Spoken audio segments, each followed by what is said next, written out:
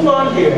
You've had quite an accomplished education. It says here that you have a BA in studio arts and a minor in religion from Hunter College in New York City. When did you complete that?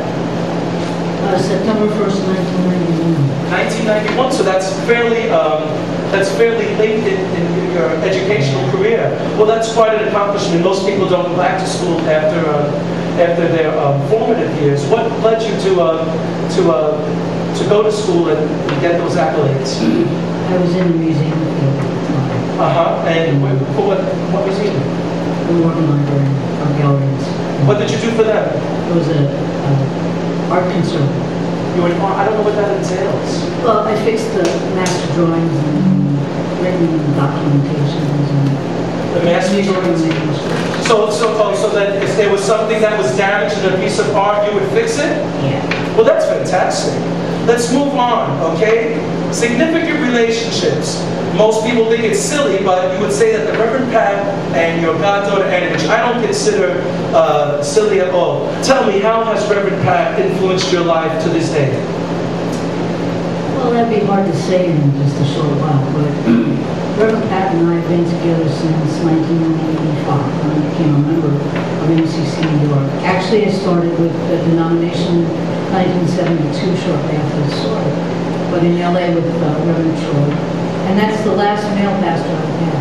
All the rest of my pastors have been female. But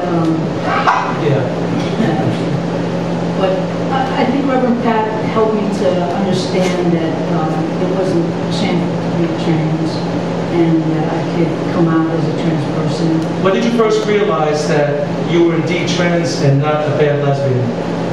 Well, I spent 40 years of my life as a bad lesbian. Let's put it that way. I was 6 years old when I knew I wanted to be a woman.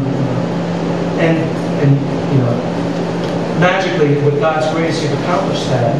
But when did you finally decide to start making the transition from a bad lesbian? Well, I mean, what do you mean by that, actually?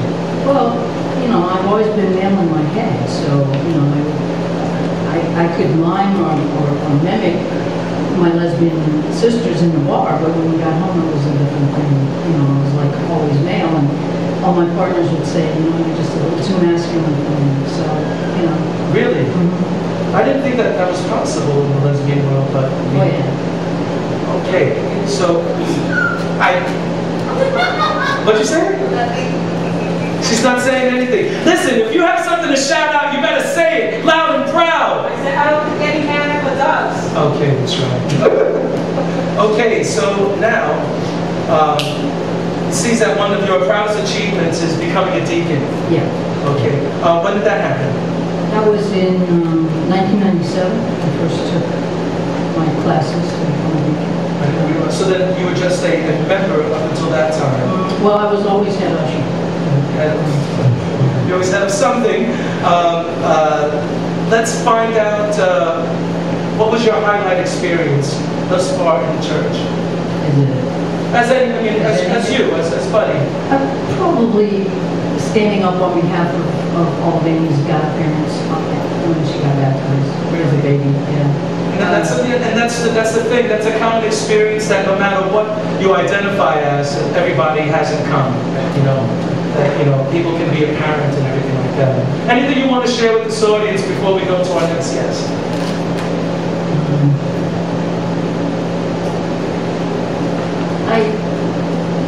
All of my life I've been a member of, of my adult life I've been a member of MCC in one way or the other. And I think all of the things that happened to me before when I was a lesbian, everything that happened to me before I became a lesbian, it has made me what I am today. But the church really molded me and made me an incredible person to know that God loves me.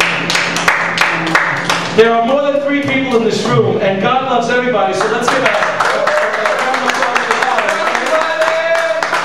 Well, I got to say that, buddy, you're one of the most impressionable people that I've met in this church, and coming week after week, seeing your face over there, greeting the people and guarding. I love when, you know, you ever see, if you ever come to church and there's the gospel is being read or Reverend Pat is playing, this is exactly Buddy's stance to let you know that you can't go into church.